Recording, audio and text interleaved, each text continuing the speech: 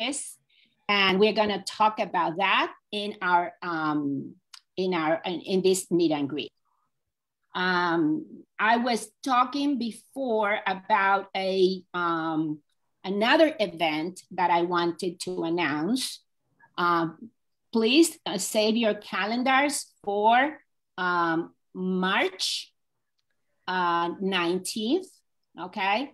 So that you can see our fantastic national conversation. I'm sorry, I'm repeating a little bit myself because I was paying attention to the Facebook Live. We're gonna have the national conversation with Latina leaders talking about Latina small business post-COVID recovery. And that's a 2-hour panels, presentations, opening remarks, but very influential Latinas that they are handling the resources and they know trends for growth in the areas of innovation, finances, and technology, okay? So let's get started. Everybody say hello, hello, hello. Hello. Hello, hello. Hello. Hello. Okay.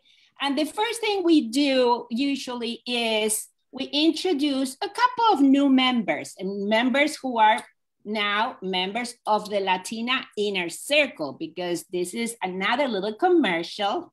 Now we have a Latina Inner Circle, and there's my star of the Latina Inner Circle, Charisma. Say hi, Charisma. Hi, say hi. Hello. Hello, and Charisma, our Rocket Outreach Coordinator, and probably she's the one who, you hear from, calling you and saying, how are you? And do you want to meet, invite you for this meeting, and so on and so forth. And we are going to introduce some of our new members, and is that Eugenia? Eugenia, are you there? See, why don't you talk us? Unmute yourself. You have to unmute yourself. We don't hear you. Yes, okay. Can you hear me now? Yes. She's one of our new members, and she was selected a member of the month of March. Yes. Congratulations on the spot. Thank you. Woo-hoo! Pro Latina girls and gentlemen. Okay. And then we have Patricia Rivera. There you are. You want to show us, or you don't have your makeup on? There she is. Hola, Patricia. You always have to have your makeup on. Okay. Okay. So she's one of our new members, and we're going to talk a little bit about membership in one of the, intermissions. It's a very, our membership really, you get a lot of value for. And thank you. We have also one of our board members today. Thank you, Adrian, for being here. You get a lot of value, a lot of promotion, a lot of information and benefits. So we're going to talk about that a little later. Okay, so our first speaker is a very dear friend of mine. We go way back. We met at an event in another organization, and we instantly connected. And that's what you're going to do. This organization is an organization that connects personally with you. I am always one call away. Okay. I want to talk to the members. I want to know what your needs are, and because we can deliver better the information as you see tonight, right? So Dr. Jeannie Barrow, okay, and I'm gonna now go into speaker view. Okay, Dr. Jeannie, where are you, Dr. Jeannie? Right here. There you go. Okay, so Dr. Jeannie is our, she is an award-winning international motivational speaker. I mean, we're talking Tony Robbins level, okay? So she's a career strategist. She sold a bestseller called Fearless Women at Work. And Jeannie was named one of the top 100 global thought leaders to help Fortune 500 companies. And she works on topics of inclusive leadership and building your dream team of inclusive leadership. Tonight, she's going to talk to us about abundance. So what is the problem with women and abundance, Jeannie? Well, let's say that is not a problem, but as we get ready to talk about funding and where to find money to continue to fund our businesses, we thought it would be, and thank you so much, Susana, for inviting me to share my thoughts around abundance with you.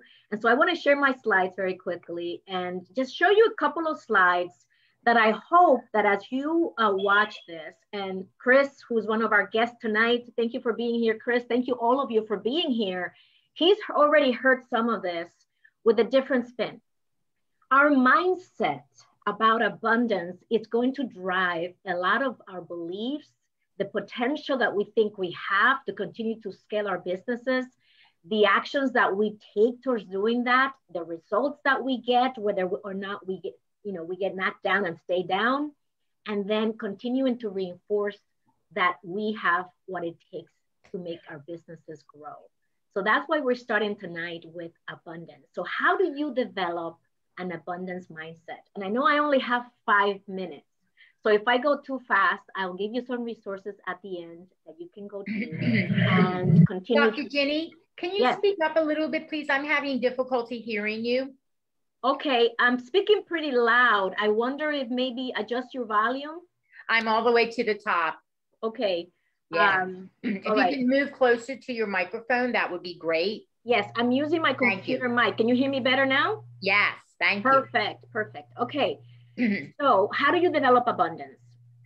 So we're going to do a little exercise. Everybody take out your pen and pencil or pen and paper, I should say, and answer the question.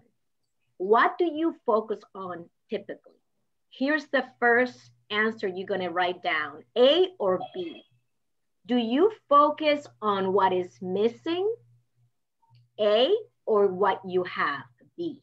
So write down your answer. Do you typically focus on what is missing or what you have? Just write down A or B. Then we're going to go to the second answer you're going to give. What do you focus on?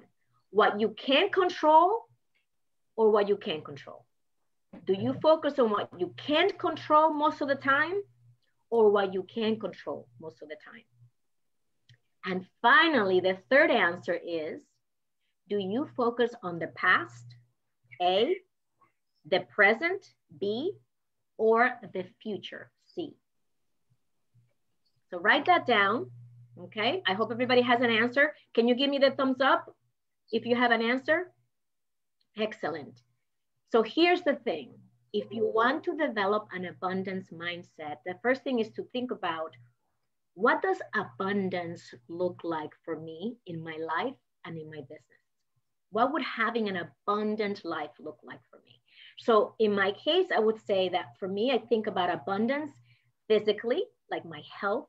I think of abundance emotionally, where I live mostly in my emotional house. Am I usually happy or am I usually angry? And then abundance, spiritual abundance, feeling connection to myself and a higher power in my case, because I believe in higher power. Those are some examples of how abundance looks like for me. Being healthy, having a healthy outlook about life and career, and connecting to my spiritual source on a regular basis. That to me is an abundant life. The thing is, to develop abundance in your business and in your life, it starts by focusing on what you have. There's always going to be a pile of stuff that isn't working. And there's also going to be a pile of stuff that's working. When we focus on what we have, we increase our energetic vibration. And when we are feeling happier, when we are in a better emotional state, we're able to do more proactive and take on activities that will propel us forward versus keeping us stuck or feeling like we don't have what it takes or not being enough. That's part one. When you develop your mindset around the things that you can control and focus on the things that you can control, there's always going to be so much around us, the news, the politics, the economy, all those things we can't control what happens, but we can control how we choose to respond. We can control how we show up. We can control how we communicate and the messages that we communicate to our audiences, to our clients, to our partners, our affiliates, etc. And lastly, when we live in the past, we're stuck in guilt and shame and I could have and would have and should have. When we focus on the present, that's where the magic happens. When we focus too much on the future and we obsess on the future and what's going to happen, many times we feel a lot of worry and a lot of fears come in because of doubt, uncertainty of what is or what isn't. So the sweet spot across all of this is to focus on what you have, focus on what you can control, and focus on the present, which I know can be very hard for us. Now, focusing on the present doesn't mean that you don't plan for the future, but to plan for the future is the constructive activity when we're not worried or when we're not thinking about the fear of the future, but rather, what would I like that compelling future to look like for me? So here's how we can block abundance. We can block abundance by what we believe.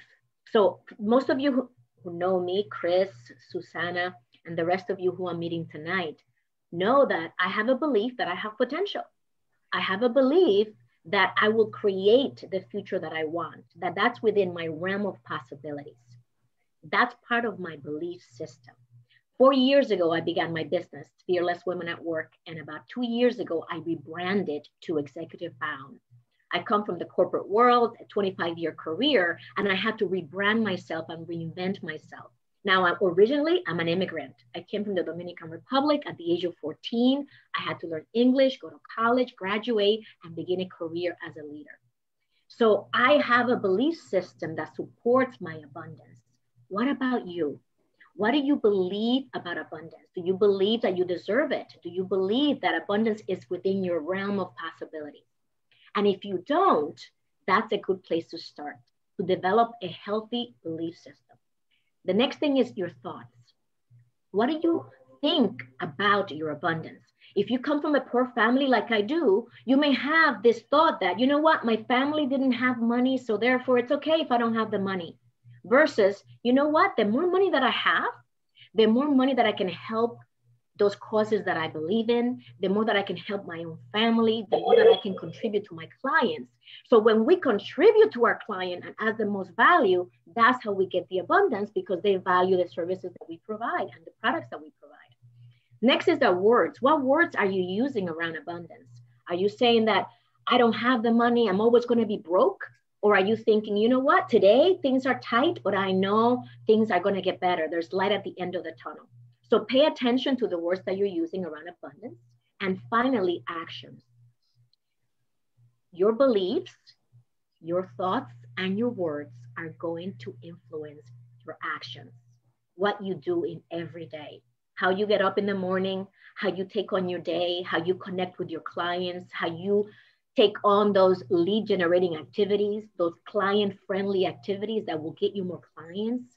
That all has to do with your beliefs, your thoughts, and your words. So our goal as business owners is to align our beliefs, our thoughts, our words, and our actions so we can accelerate our abundance. So that's what I have for you. I know it's a very quick message. And I also just want to give you an example of how embracing this concept of alignment between your beliefs, your thoughts, your words, and your actions pay off. So only 4 years ago, as I mentioned, I started my own business. And I knew that I wanted to be an author. I wanted that to be part of how I impact and influence the world around me. And so I wrote my first book in 2017. And during the pandemic, when we were going through so much upheaval, I wrote my second book, Healing Leadership. And as part of that, I interviewed 41 leaders, and Susana is one of them. So she's going to be in the book, Healing Leadership, which comes out on March 30th, the end of this month. So here's how abundance looks like. I want to invite you to join my Rockstar book launch team. And you can do that at healingleadership.com. Go there and you will see all the bonuses that I have for you. But creating abundance means that I saw myself writing my second #1 best-selling book. And I saw myself contributing to the world of leadership in this way. And because I was able to see myself and had the belief that I could do this again, I wrote it. I think about the positive thoughts of the people that will be able to benefit from the book. And the actions that I take is that nothing stops me. If I find a hurdle, I look a way around it.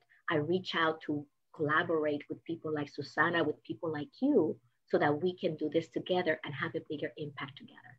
So here's my action for you tonight. Let's connect on LinkedIn, connect with each other, look at each other's name underneath your picture, and connect with the people that you network with. Set up 15-minute cyber coffees with them. Once you connect on LinkedIn, you can message them. Tell them where you met them and reach out for support. We won't be able to get through these difficult times unless we lean on each other.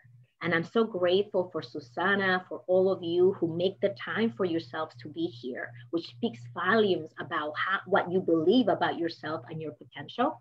And let's continue to collaborate so that we can continue to rise together as women, as business owners, and as humans.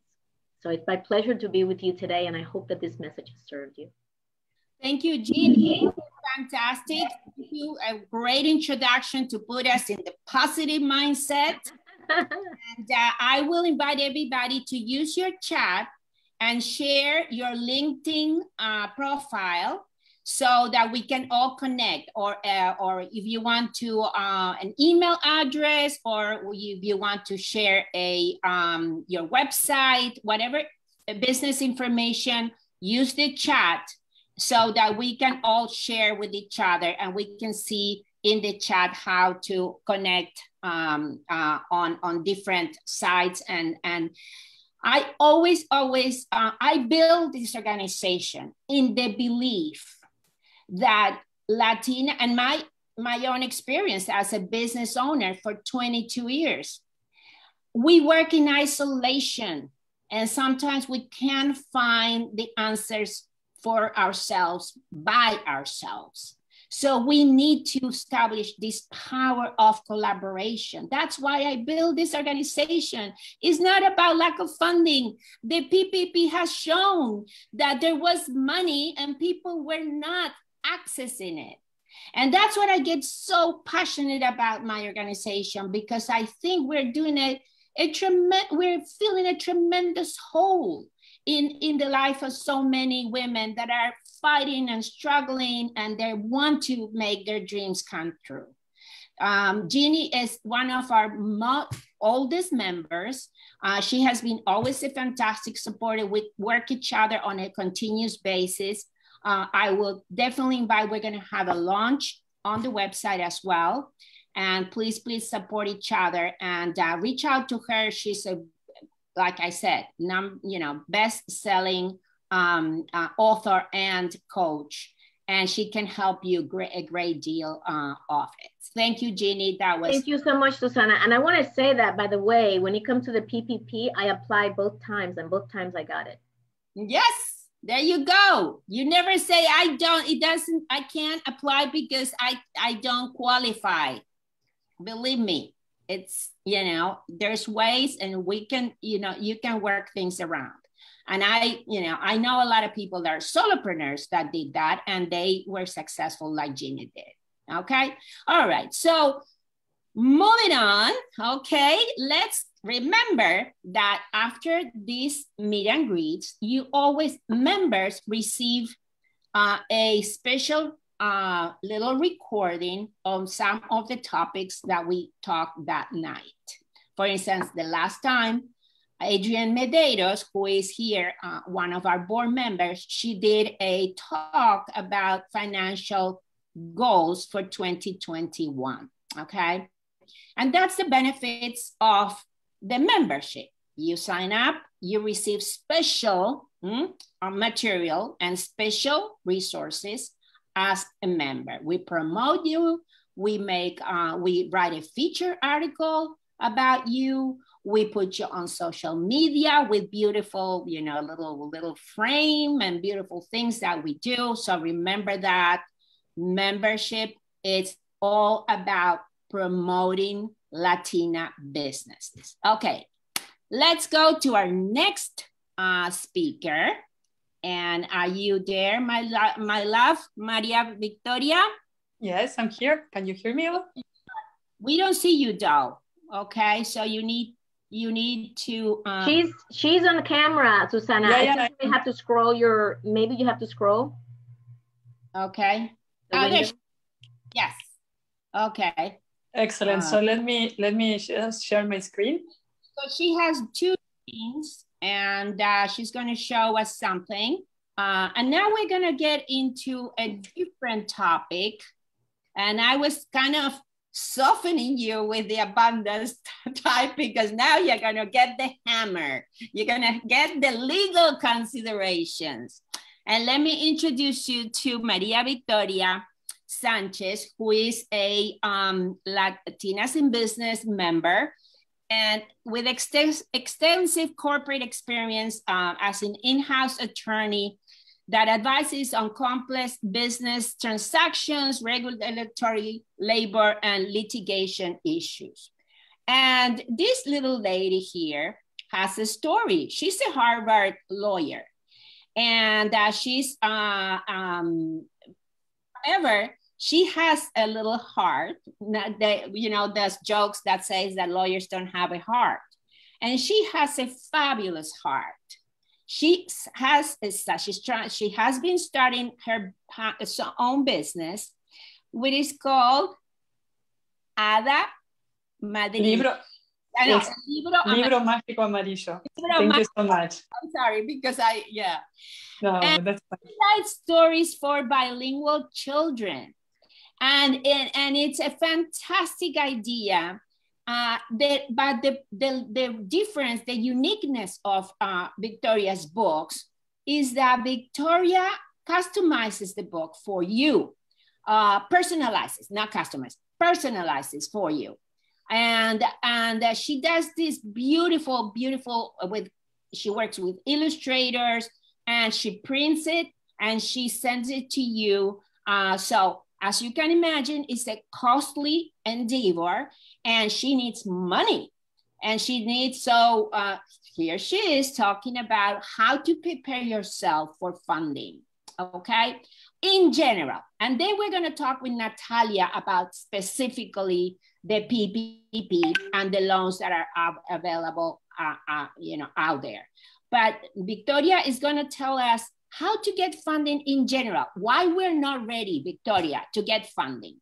Perfect. Thank you so much, dear Latinas in Business. Dear Susana, I'm really grateful, and I thank you all for being here. Okay. To join Latinas in Business, all I have to give is great love, support, and encouragement. So thank you so much. So as Susana was saying, yes? Okay. As Susana was saying, I'm a lawyer by training, but without training, also I'm a mother and an entrepreneur. You have my contact information here, and I'm going to share it after the presentation. But since last year, I launched my company, Libro Mágico Amarillo, and it was the first time that as an entrepreneur, I had to face the challenges that every single entrepreneur is facing. It's an uphill battle all the time. So what I wanted to do was share from my professional experience some basic concepts to try to help further entrepreneurs. So I really thank you, Susana, for the opportunity. Becoming an entrepreneur opened my eyes to see all the high cost of entrance into working in a different market, from financing costs, marketing costs. But in this particular case, what I want to talk is about different ways that you can gain some legal efficiencies, because obviously the legal fees and costs are really high, especially when you're just starting your business. So the first thing I wanted to share with you, or to raise your awareness to, is when you are starting a business, should you do it on your own without incorporating an entity, or is it better for you to create a company, either an LLC, a C Corp, what have you? So I wanted to share some basic ideas to help you think about this issue. So if you create a company, you're shifting the liability of the operating business. So that could be something to consider. Will you have a partner? If so, it's better to incorporate. What about financing? It may be the case that it's it's easier to get financing if you are incorporating as an individual. What makes your business look more like a real business, if you're incorporated or if it's just you, Victoria Sanchez, alone? Another piece of advice that I wanted to share is that it's very important from the get-go to get on board either your lawyer or your accountant to figure out what's the best structure for you, because it's better to do it from the beginning than to try to rearrange things down the road when you need to do your tax filings, etc. Another important issue is bear in mind where you're going to be operating. So let's say you're in New Jersey, but also you're going to be doing a business in Florida. So in that case, you're going to be incorporated in New Jersey, but you will have to register your entity as a foreign entity, in this case in Florida or in the different states where you're going to be operating. If you decide to go through the path of setting up a different structure, it's very important to keep all the relevant formalities in place. And one key aspect to keep in mind is that the company, the entity, will need to have its own bank account. So for that, you will have to apply for an EIN, an employee identification number with the IRS. It's a very simple process that you can do it online if you have a social security number and an address here in the US. Then the second thing that you will see that you need, both for purposes of opening the bank account or to apply for to get financing of sorts, is to have the organizational consent. If you go via the route of a corporation, you will need the bylaws. If you have partners, you will need a shareholder agreement. If you have an LLC, you will need an LLC agreement, which is kind of similar to the shareholders agreement. For all these, there are a lot of open source materials that you can reach out.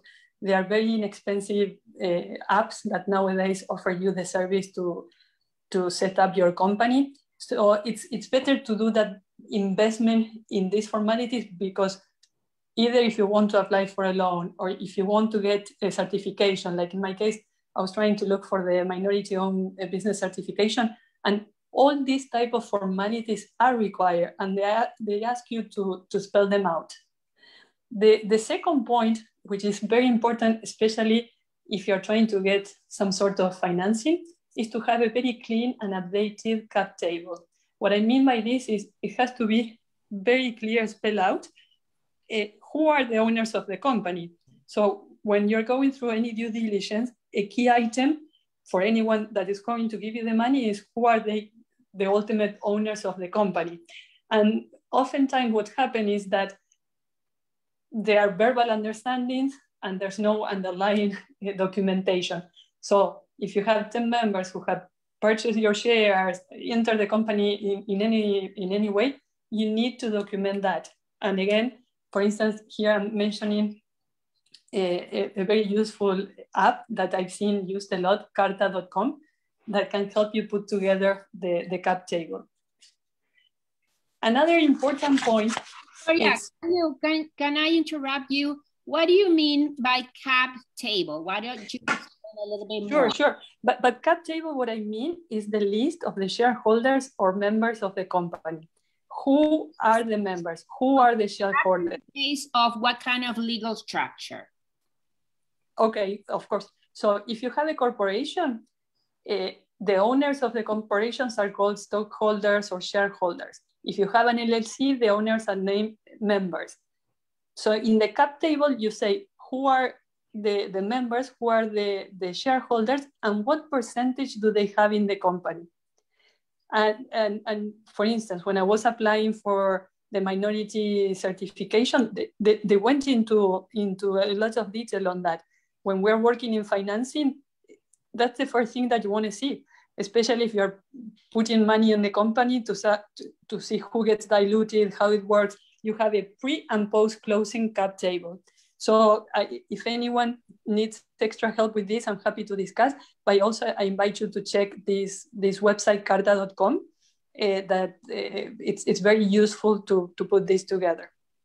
Okay, I just share it on the chat, and I invite everybody to share what kind of legal structure do you have in your company right now? And how can a lawyer like Victoria can help you, okay?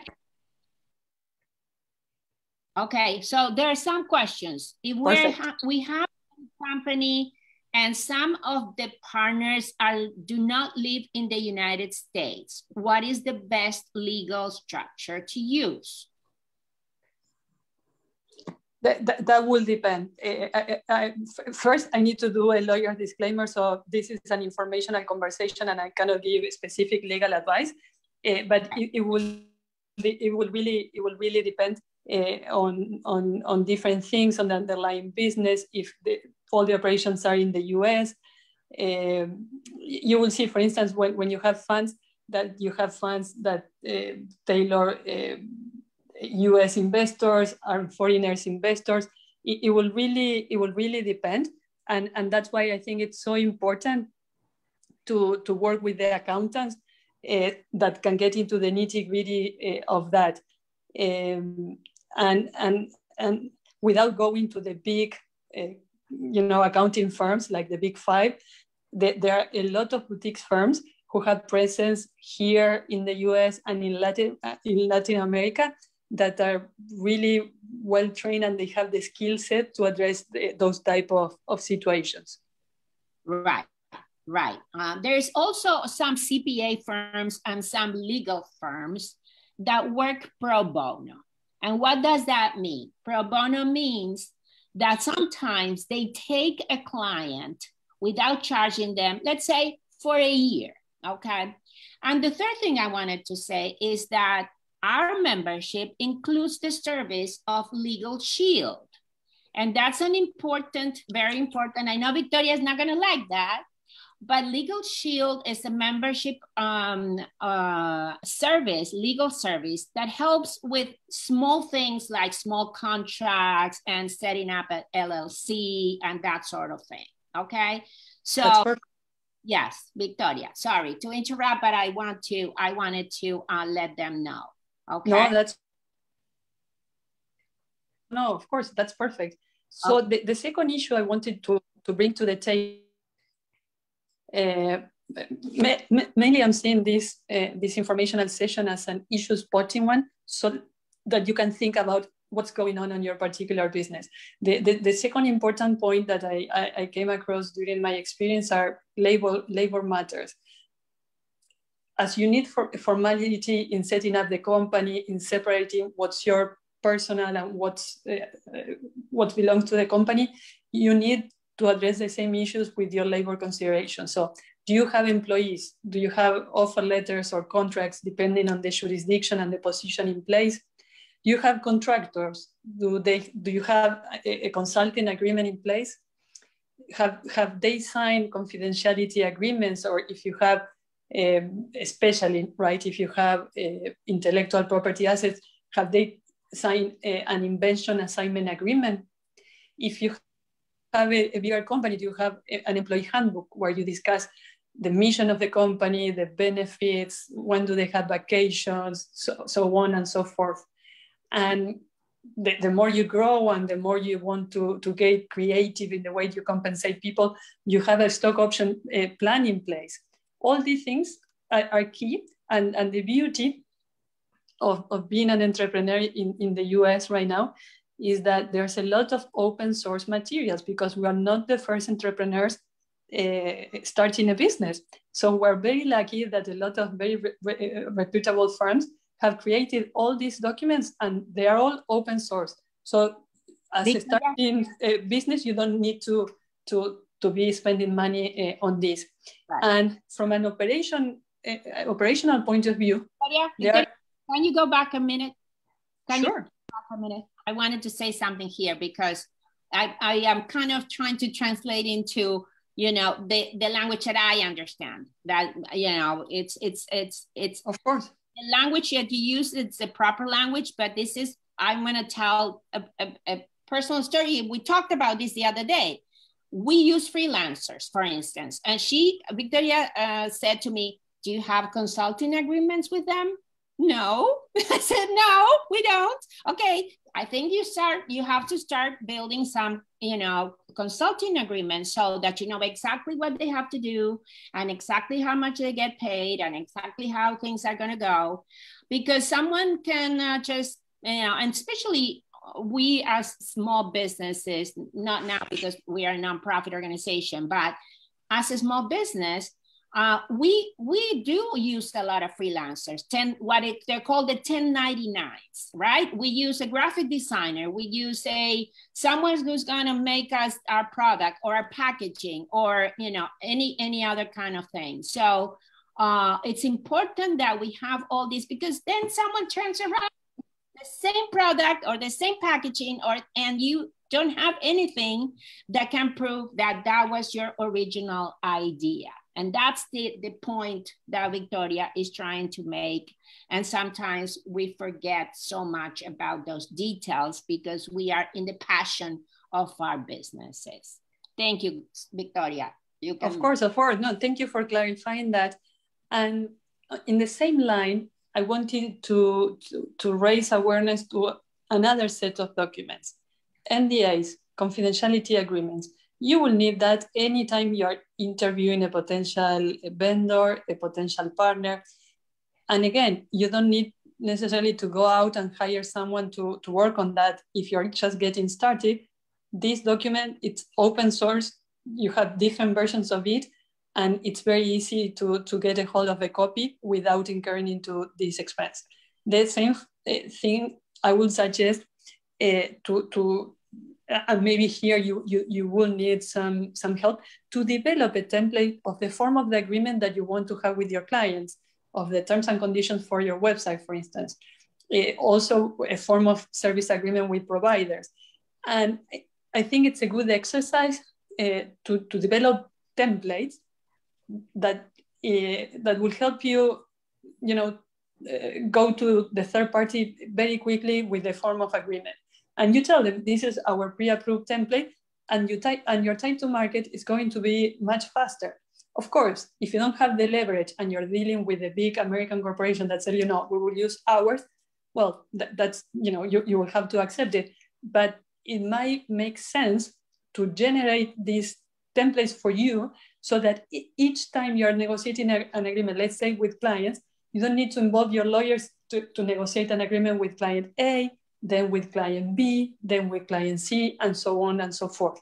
So from a strategic point of view, this is something that might make sense. So in my own company, I created a template of consulting agreements for my service providers, and that's the form I use. And yeah, that's a great idea. Big corporations that do that, they create, exactly, they create pre-approved templates, and this is it. Of course, they have the leverage, and it's like terms and conditions of a big bank. You don't even read them because you have to sign it.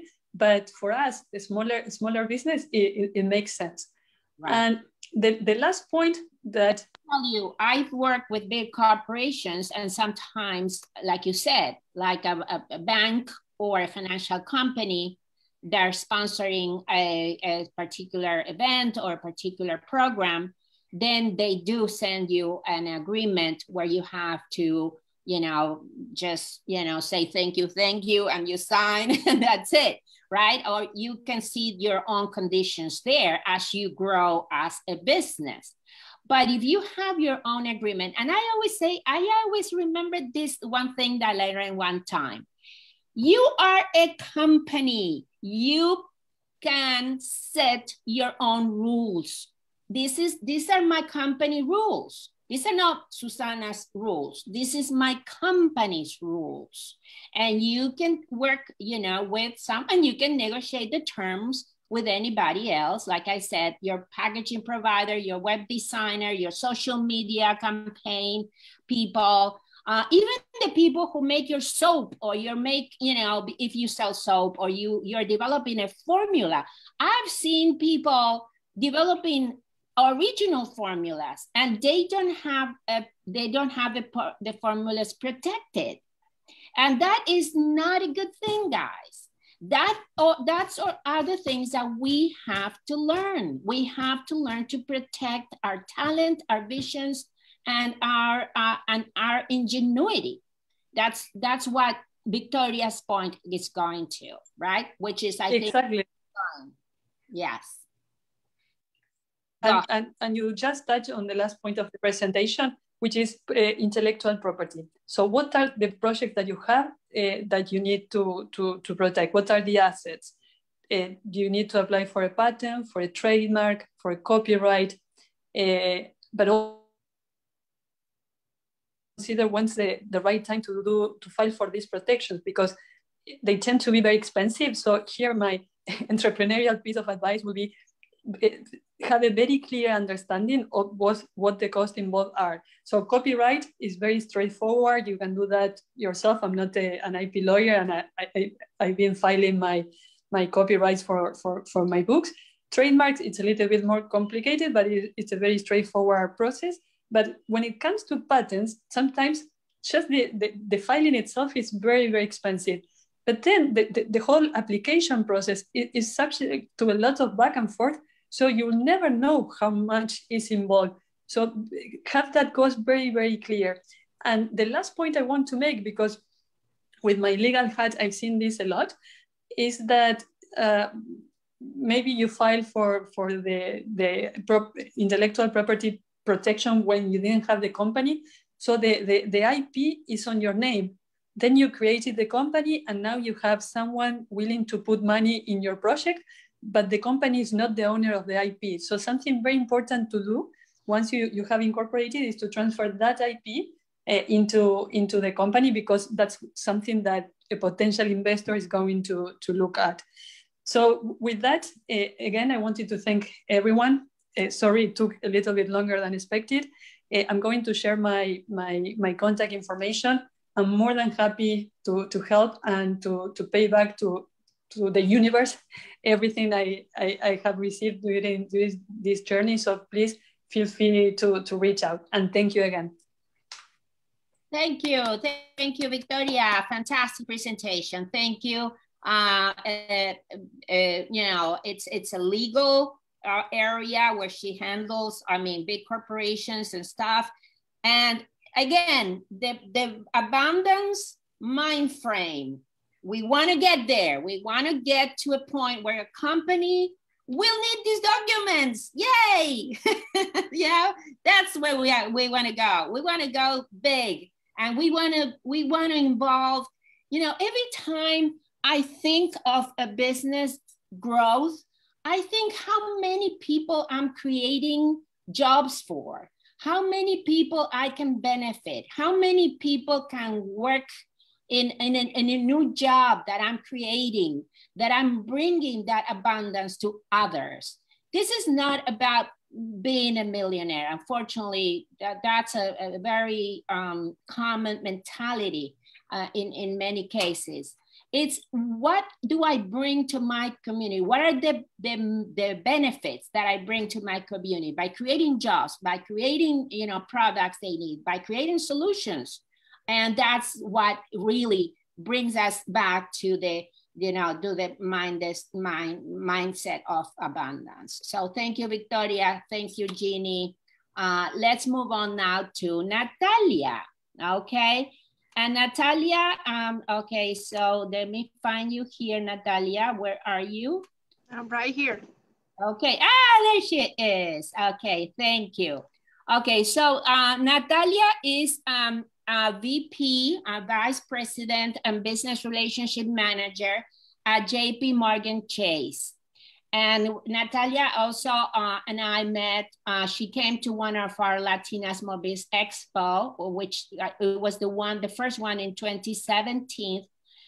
We did it in NJIT in Newark, New Jersey. And Natalia has 15 years of experience, although she looks like she's 12, but you know, she has a lot of years of experience working with small businesses and technical and financial assistance. And she has worked previously to Chase, lending positions with different SBA non-bank lenders, which sometimes many small businesses have to go because they cannot get the traditional, you know, lending that they need. So they have to go to non-bank lenders, right, Natalia? And so she is the best position to help us today understand what is going on with the funding and the PPP. All right, so I am gonna share my screen now for you guys. I hope I have it in the right, okay, now just one sec. I need to open one thing, which is my SBA. There you go. Now I can share my screen. Okay, so back to Zoom. Okay, I'm learning quickly. Oh, not that quick, but okay. Everybody sees the coronavirus small business guidance and loan resource? Everybody sees that? Yes. Natalia, you see that? Okay. Yes, good. I do. Okay, very good. So, Natalia, what is this? So pretty much the SBA, the Small Business Administration, which is the federal agency that was established in the 1950s to help small businesses. And what does really a small business look like for the SBA? For eligibility purposes, anyone with less than 500 employees and less than $5 million in net profit. And I'm sort of assuming that most people in this chat will be under those guidelines. Now, the conversation now is, you know, what is the SBA doing under the pandemic? Before the pandemic, there were, and there still are different SBA programs for lending and also technical assistance that are geared towards small businesses that don't normally qualify for regular bank financing. As Susana mentioned, that's my experience. Normally, I have worked with non-bank lenders that focus on those programs such as the 7A and the 504. Now, because of the time constraint that we have now, but the specifics, and I think what most people are looking for under, you know, this specific event is the Paycheck Protection Program. It's a program that was established under the SBA regulation. It was approved by Congress. It's an initiative, and it's sort of like a regular SBA loan program to help small businesses that were affected by the pandemic. We are aware that there's a lot of businesses that actually are growing under the pandemic, right? There's businesses, a lot of supermarkets, the larger supermarkets, they actually have seen their sales grow. This is a program really specifically geared towards people who have had an impact during the pandemic. And there's been two, what we call draws. The first draw was last year of funding. And the second draw is actually happening now. And the deadline is March 30th. Right, but there is a deadline for March 10th for the very small businesses, right, Natalia? So it's not a deadline for the small businesses. It's really what happened was that last year, a lot of the larger businesses, those businesses that they do have a CPA, they have an accountant in-house, they took priority in the funding. So when the small business owners such as the sole proprietor or the single member LLC, that did not have a CPA or an accountant, or they didn't have a bookkeeper to help them through the process of applying. A lot of them were left out of the first round of funding. So what the government is trying to do is just take block the timing for or companies with less than 20 employees. So if you have less than 20 employees, right now is a great time to apply, because this is what the government is sort of focusing on. So if you have 30 employees, you shouldn't be applying now. Technically, the government will not take your application until after March 10th. Correct. So these two draws of the PPP loan also apply for solopreneurs. I know that because I applied, like Jeannie said, I applied to the first round and I got it. And I was I have different companies and I applied with one of my companies and I did get the PPP, okay? The PPP loan that is going to be forgivable if I follow all the instructions. So basically, if you are a solopreneur, there are ways, and we're gonna go into the application in a minute. What are the differences between the first round and the second round, Natalia? So technically, when the SBA put out the program for, again, it's called the Paycheck Protection Program. It's a program that is geared towards protecting that the paycheck of the American people who are employed by small businesses. Yeah. Meaning the idea of the government was to help those W-2 employees, 1099 employees, and also the sole proprietors, single member owners. Like Susana said, if you're the owner of the company and you're the only employee, well, you are the kind of American that the SBA is looking to help. Now, the first round, it was pretty much open to everyone. Even non-for-profits, were able to apply. What's the difference this time? Well, the difference this time is that the government is putting a limit. It has to be less than 300 employees. Mm-hmm.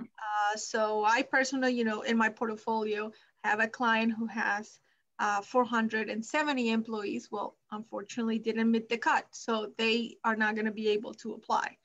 And then the second part is that there should be a reduction of sales of 25%.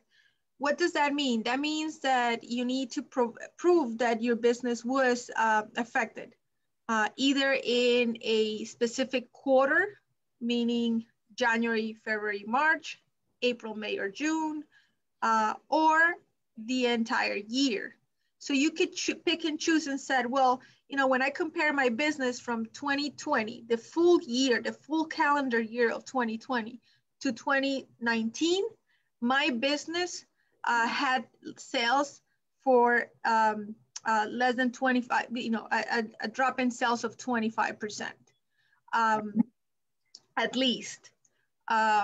Or you can say, well, my business was really affected in April, May, and June.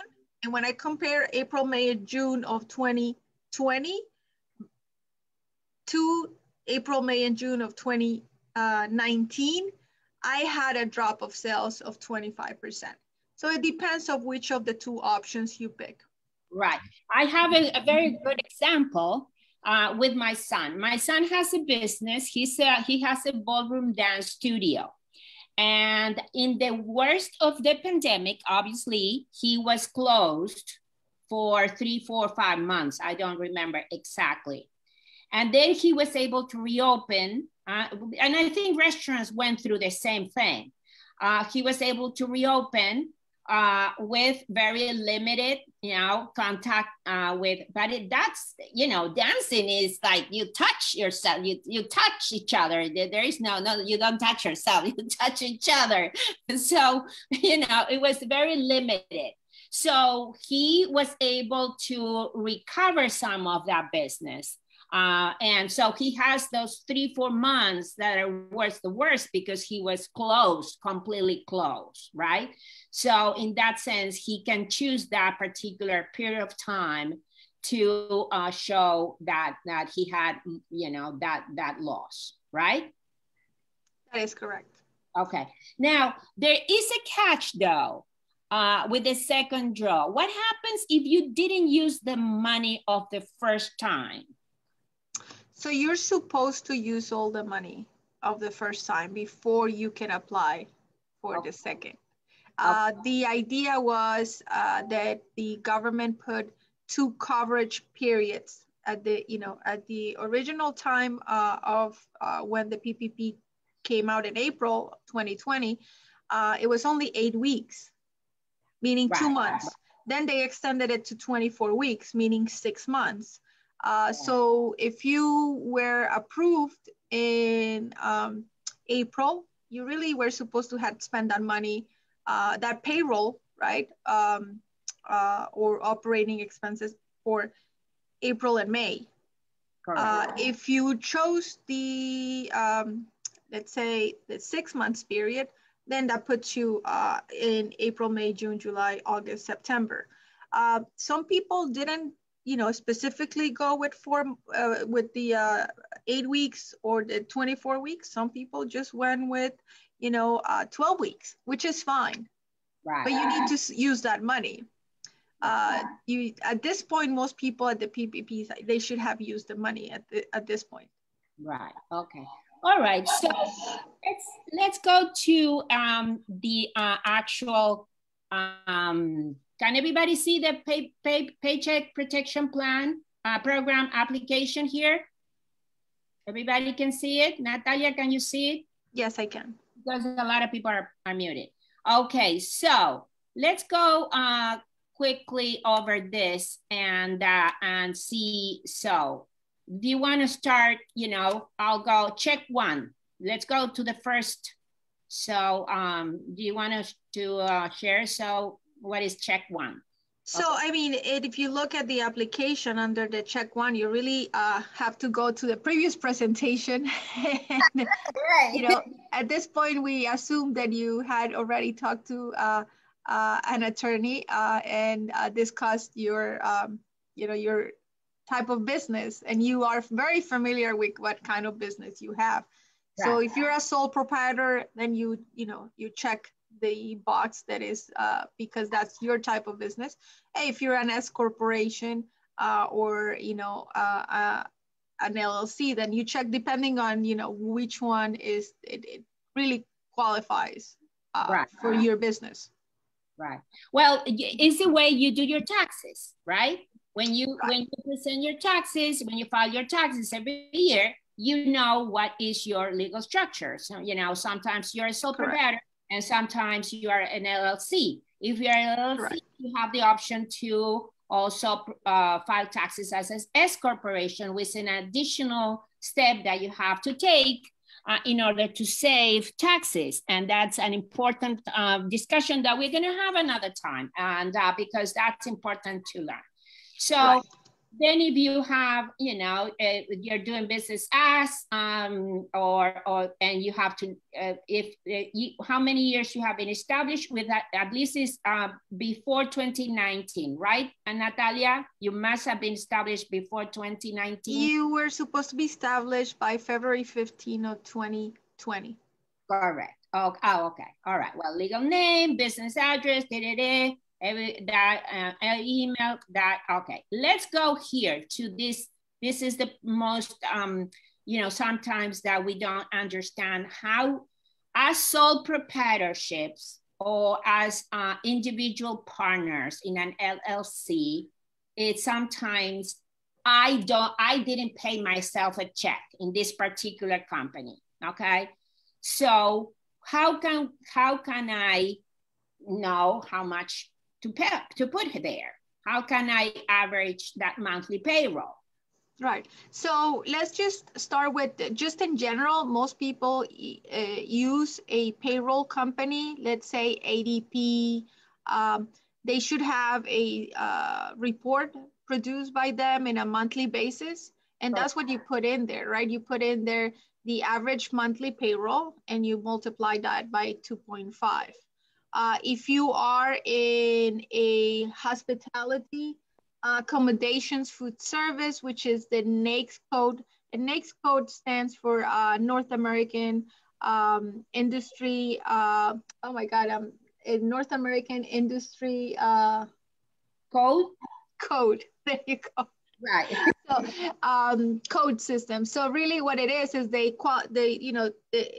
they're just trying to keep track of the different industries out there. Right.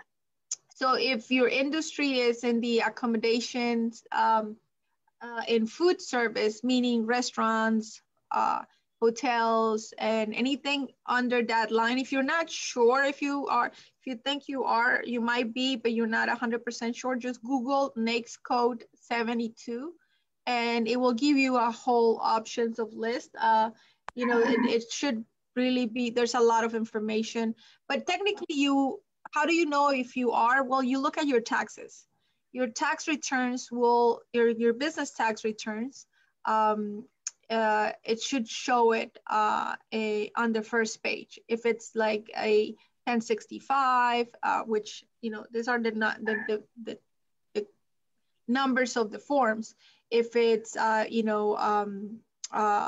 if you're under, a sole proprietor, and you are filing under the 1040, your personal tax returns, and then you have your income and expenses under a Schedule C, you also should be able to find your NAICS code. Now, if you are under those categories, that's when you can multiply times 3.5 instead of the 2.5 for everyone else. Let's talk about that Schedule C, because I think most people here, probably they file with Schedule C, right? And or if, like I said, if an S corporation is 98 something, I don't remember the exact name of the form. But let's suppose you don't pay yourself, you don't use a payroll. And let's say you did, just to make the numbers easy, you make $12,000 a year in net revenue, right? So can I put $1,000 as a monthly average income for me? So the regulation actually just came out today. Before, it was just based on net income. As of today, they're allowing companies to also calculate gross income. The net income, normally you find it on line 31 of your tax returns. Gross income, you normally find it on line 7, meaning so then you can, when you have time after this presentation, you can go look at your tax returns, and then that's where you find it. So you can use either or. That is really up to you, because it all depends on, what will look better, what will be the best option. Right. So just to clarify, the gross income will be before all the deductions that you take for, the car mileage and the supplies and this and that, and then the net will be what you're left, at the end of your business, which is not the money that you pay taxes on, because then you have to go through other deductions. You can go through other deductions. But it's the difference between the money that you made as a business and the deductions you take as a business, correct? So technically this is a conversation that I always suggest that small business owners have with their accountant. Correct. This is an application that you should really be filling out with your accountant, if possible. If you really are not very familiar with, what a Schedule C looks like, which you should, just like the previous presentation, that it was so good about the legal aspect of the business. Well, Right. you really want to know how much money you're making and, you know, what's your net profit at the end of the day. Because, you know, in my experience, and this speaks to the technical assistance side of it, which is a lot of people, they just work really hard, but they don't really sit down to look at the numbers. Right. So maybe this is a great time to sit down with your accountant for half an hour and said, okay, show me what my net profit is, my net income, and let me see what my gross income, and depending on, you know, what the conversation is. So if your gross income is really big, because, you know, the product or service that you provide is an expensive one, but you have a lot of expenses, so your Correct. net income is actually going to be very low, or maybe even negative. So maybe you just want to go with the gross income, right? Yeah. If you as a sole proprietor, right? If you have a lot of expenses and at the end of the day, you know, your net is really low, that's when you must have that conversation with your accountant. I cannot tell you which way to go, right? But it's the conversation to have. Right. This is not meant to be legal advice or accounting advice. We are just going through the most common questions that I found. And if I found myself making these questions, how do I fill out this form, right? Right. And I hear that, you know, some, like you said, a lot of people did it a different way. I don't want to extend this too much, but I think, why don't we open these two questions and see what people, you know, need to know a little bit more about this topic. Now we have Natalia here. Why don't you guys, I'm gonna be looking at the chat, and or you can just unmute yourself and make the question. And I think that the only other item that we did not cover was the forgiveness side for the first round. So if there is any questions on forgiveness, they're all also welcome. This is Celeste, and thank you for this great information, because in my business, we offer business services as well. And it's good to know that we can use our gross income for the PPP, because as a sole member in the LLC, once you put whatever you pay to yourself is too little. I mean, the amount is like next to nothing most of the time. But my question on that is, if you use your gross income, so are we allowed to multiply it times 2.5? Well, in your specific scenario, based on what you just told me, you are already including as an expense paying yourself. The question is, how is that being done, right? Are you paying yourself via a W-2 because you're reporting under a non-Schedule C? I mean, how are you, when you say you're paying yourself and then you have very little net income, how do you get paid as a business owner? No, it's Schedule C, because let's see, if I pay myself $3,000 and then let's see a month $4,000, when you multiply that for 2.5, then but I use the Schedule C, but I'm using a general example for others' business as well. It's just for myself. So the rule is that if you are not paying yourself under, a W-2, or if you're not paying yourself under a 1099, but what it is that just as a general example, let's say Susana has a bakery and she reports that bakery under a Schedule C. So she makes $100,000, right, selling bread. That's the gross receipts. Mm-hmm. And then it costs her $40,000, right, mm-hmm. as cost of goods sold. Mm-hmm. So that really leaves her with $60,000. Mm-hmm. Out of that $60,000, it cost her $50,000 in just general expenses, meaning electricity, gas, but she also has employees under those $50,000. Well, guess what? That's where you really are looking at. So we're really not looking at the gross receipts. We're looking at that under the $50,000, there are employees.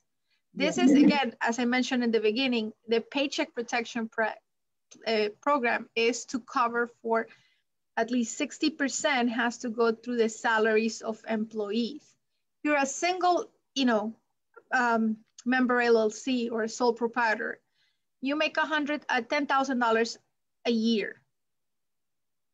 And you have expenses. Let's say your business is business consulting. So you use your car, gas, you use part of your house as your office. So, you use some of that expense. And your net income is actually negative. So maybe you want to go with the gross receipts, the 10,000, right? Now you need to that's by month. So you need to divide that by 12. So for the sake of argument, let's say it's actually $12,000 a year. Right. So it's easier. So then it will be $1,000, right? Per month times 2.5. Right. Instead of for the quarter that you're looking for. Right, exactly. Thank you. Thank you very much. Okay, we have other questions here on the chat. What if I do joint taxes with my husband? Can we use the gross income on his W-2? No, okay, so this is a very good question. And this is actually where you need to have a mix of technical assistance or consulting from your attorney and then your accountant. Right. Because technically the W-2 from your I'm assuming from your husband, it's not from the business. If it's from a third party, if your husband, going back to the bakery example, Susana has a bakery. She's reporting on a Schedule C. If Susana's husband works for the government, well, that W-2 does not count. Now, if Susana's husband happens to be the baker at the bakery, then yes, and she's paying him with a W-2, then yes, that W-2 counts. Correct. So the husband has to be part of the business at the end of the day. I've heard from many banks that they could not qualify people because, number one, they didn't have their own business checking account. Simple as that, guys. Simple as that, okay? Number two, they used someone else's business account. For instance, their husband had a business, she had a business, they had a joint business account. That doesn't work either, right?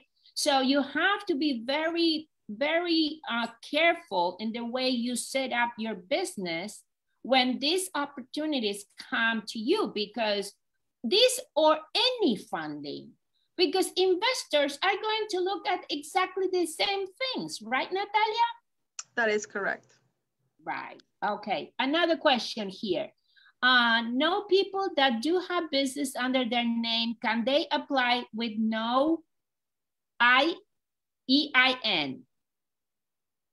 If no EIN, can they get EIN now and apply for loan? So if I understand the question correctly, this is a person who has a business but doesn't have an EIN? Yes, exactly. Apparently. That's the way I understand it as well. Right. So, and I'm going to have to apologize. What was the name of our previous speaker, our Harvard attorney?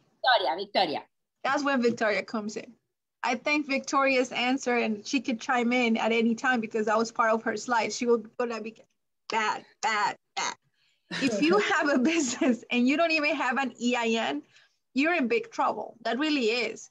And not because you're in trouble, technically legal trouble, but in reality is that you are very limited. The EIN, it's kind of like the social security for the business. Right. It's the way that the government identifies the company. So the answer is, I I don't think so. I mean, if you don't have an EIN, that means you haven't filed for taxes. No, Natalia, I do understand the question in this other way. I used to be a company, a solopreneur. I used my social security number as my EIN, I'm sorry. I used my social security number. That was my federal tax number as a solopreneur. The problem with that is that you are completely unprotected for anything that comes your way, okay? That's why, you know, In that end, again, I think this is more of a question for Victoria, because my understanding and based on my experience, even if you're a sole proprietor, so you have to look at, I mean, we're assuming people here in the state of New Jersey. If you want to create a company and you want to do formation documentation, you go to the state of New Jersey, right? And you create a company called Susanna's Cookies. Right. And when you are going to file for that, for the formation under the state of New Jersey, Susanna's Cookies is going to need an EIN. And the EIN is the letter that you get through the IRS. Okay. So I'm not, and this, you know, this is more of a question for an accountant. I'm not familiar with just the Social Security being your EIN. Okay. So super quickly, sorry to jump in. Super quickly, it's you're absolutely right, Natalia. The minute you create your company, you need to apply for an EIN. Right now, because of COVID and all that, as long as you have a social security number and an address in the US, you can apply for an EIN online, and it takes you 10 minutes to get it. They give you the number right away, and then in 2-3 weeks, you'll get it by regular mail in a proper letter. But it's very easy to obtain. I'm more than happy to share the link on the chat so that people can take a look at it. So I helped a couple of friends getting EINs, and actually they can get it on the spot online through the IRS website, the irs.gov. But I guess the question, Victoria, will be if a person as a sole proprietor, can they have a company as a schedule, you know, under a Schedule C without an EIN and just be under their social security number? That I wouldn't be able to answer that, and I also suggest that they as you said before, this is a question to be run by the accountant, because remember, when you file and you have an accountant filing for you, they sign the declaration, so it's important to run it by them. So what I speak out of the experience that I recently helped a client, a friend, do the formation documentation with the state of New Jersey. And before completing, before the state allows you to do the formation, you need to provide the EIN number. So you had to already had created the EIN number, which is free, by the way, right? It's actually a very simple process to get it through the irs.gov. You needed to have that done already, which really should not take more than 10 minutes before you could actually get your formation from the state of New Jersey, because the state of New Jersey requires the EIN to do the formation. So, all right, so that's the due diligence that we're gonna do. I see here the applicant ownership, list all owners, and it has owner name, title, ownership, and then it says TIN, EIN, SSN, or ITIN, which is when you don't have a social security and you're not a citizen, but you still you're paying taxes. So I think this is more for any owners of 20% or more, what they're trying to figure out. This is for SBA rules related to ownership. So they want to know who owns the company more than 20%. And that's why you need to list your social security, because as an individual, if you own the company more than 20%, but there's a lot of cases where other companies own a company. Right. And so you might have two companies that own one company, right? 50% each. And that's where the owner name will be that company. And the identification, right, it will be the EIN. Okay, very good. Any other questions? Anybody else? We're getting to the end. Don't go because we have one membership to be raffled about everybody here. So don't go away. I think if I might, Susanna, the most important thing with PPP is knowing the deadline, which is March 30th. But most importantly is where to go. So you should really be going to your primary bank, whoever your primary bank is, where you have your main bank account. It doesn't matter the bank, all of them are working with PPP. Whoever, if you open an account recently, there are some banks that will not help you. Normally they're looking for clients that have accounts that were open previous to February 15 of last year. But at that change, you know, it goes by from bank to bank. Now, what's really important is that doesn't mean you don't qualify. If you, if you can go to a non-bank lender, there are really good organizations out there, such as Pursuit, such as Acción, True Fund. They're all organizations that focus on helping small businesses, BOC. And if you are in that range, feel free to send an email to Susana, and we could send you a list of those organizations that could help you. There's also brokers out there who if you don't have an accountant, you don't have anyone, and you really need more hand-holding, there are brokers out there that could help you as well. We could give you a name of a few as well. The most important thing is do not think that you don't qualify. Talk to someone who does it in a daily basis. Yeah. Meaning, walk to your branch, talk to the banker at the branch. If they tell you, look, no, you don't qualify, let's say it's one of the big banks, that doesn't mean you don't qualify. You just don't qualify with them. You might qualify through another organization, right? Because there is the SBA guidelines, and then there is the bank guidelines who is processing for you. If they have some more strict guidelines, then they're just gonna disqualify you. Like, for example, if you don't have a bank account with them, you immediately are disqualified for some of them. That doesn't mean you don't qualify for PPP. So just don't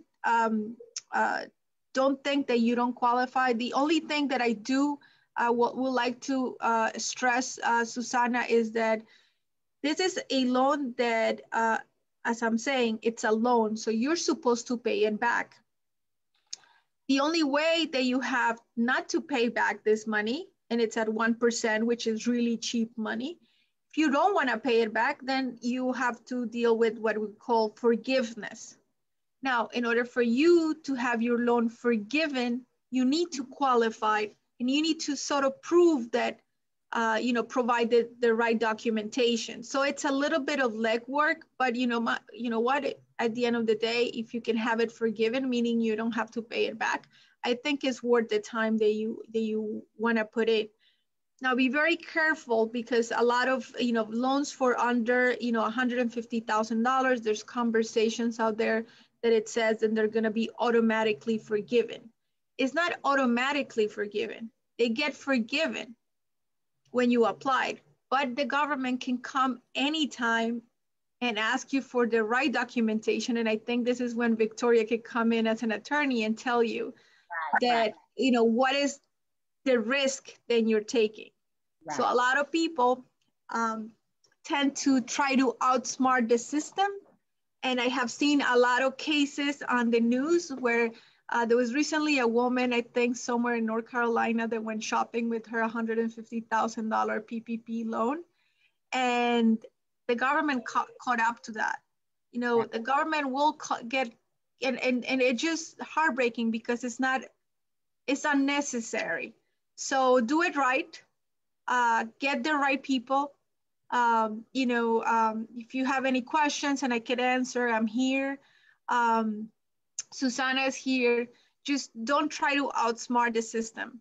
I think that's, at the end of the day, my best advice when it comes to PPP, because we just see it way too often, and it's unnecessary. Right. Keep your records straight. Keep your records in good place. Don't try to, you know, play the system. And remember that this is help.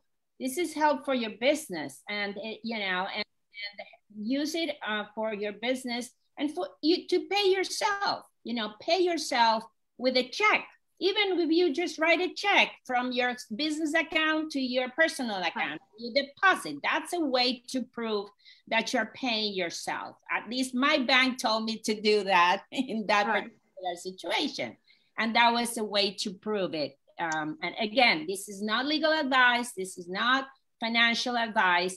We're just bringing up the most common questions that we receive all the time. Right. And then also what very important, the SBA is not the only one putting money out there for small businesses. The states, if you're in New Jersey, the state of New Jersey has had rounds of funding, the state of New York as well.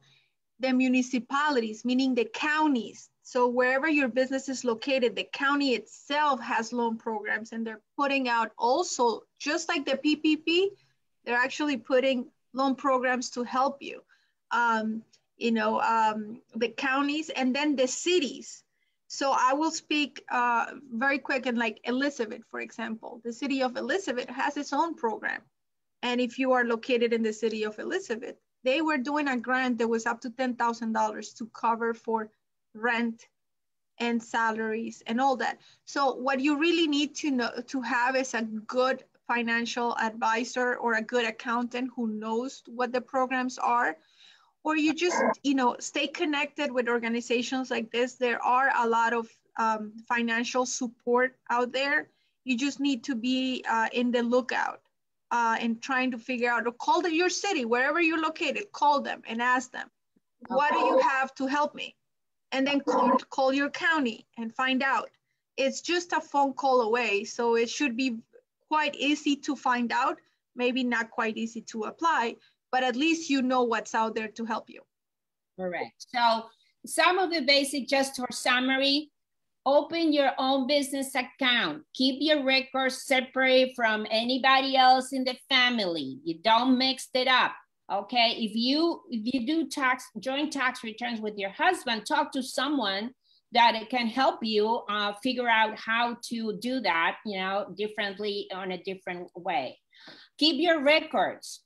Your banking records, your payroll records, everything that you need to prove, you know, that you use that money to do whatever, you know, it is meant to be. Like someone said, Elba she said, no trips, no new cars, no vacations, just, you know, use it for the business, okay? And Susana, the best way to do that is to just have one dedicated account.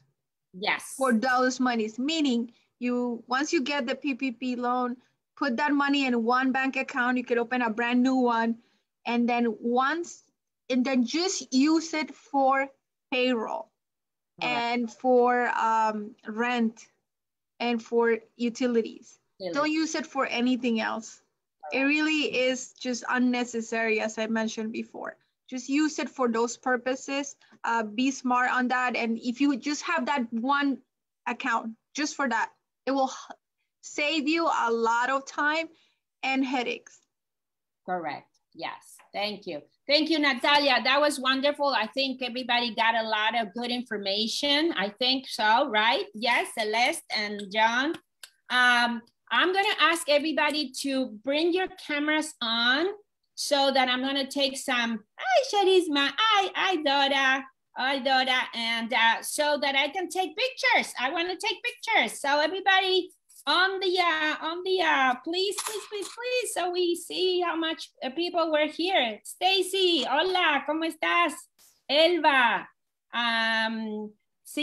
Citlali, hola, ¿cómo estás? Alexi, Elba, no te veo. iPhone, no te veo. Admin, I don't see you. Charlene, I don't see you. Helena, I don't see you. Christian, Luz, it doesn't matter. Come on, no makeup. Hair is okay. Okay, here goes. Smile, say hi, everybody, hi. Taking the picture. Very good. Great. Thank you. So I think it was great information. And now I'm going to play a little last game to raffle this 1-year membership. The membership $129 a year if you pay all at one time. Or you can also make very convenient monthly payments of $14.99. Okay, so you can cancel at any time. The cancellation is 30 days, and you don't have any obligations with the contract other than what you already did. We have great benefits, and now what I'm going to ask you, and you're going to use your chat, and this is going to be, I'm going to make a question. And the first person, not the members, please, not the board members, please, but the first person who answers this question, because they have been paying attention, is going to get the membership, okay? And the chat is open now, and I am going to ask you, what is the legal structure of Latinas in Business? Yay, Alexi! Very good. Alexita, she said nonprofit. Very good. So congratulations, Alexita. You go on the membership, and you're welcome to the organization, and contact you. And if anybody else as you see, we do this every month, and we have other also. Thank you so much, Elena. Lucas, I've heard of you, Elena. I want to take a restaurant. Thank you so much, everybody, for being here. And I'll see you next month, okay? Meet&Greet first Thursday of the month.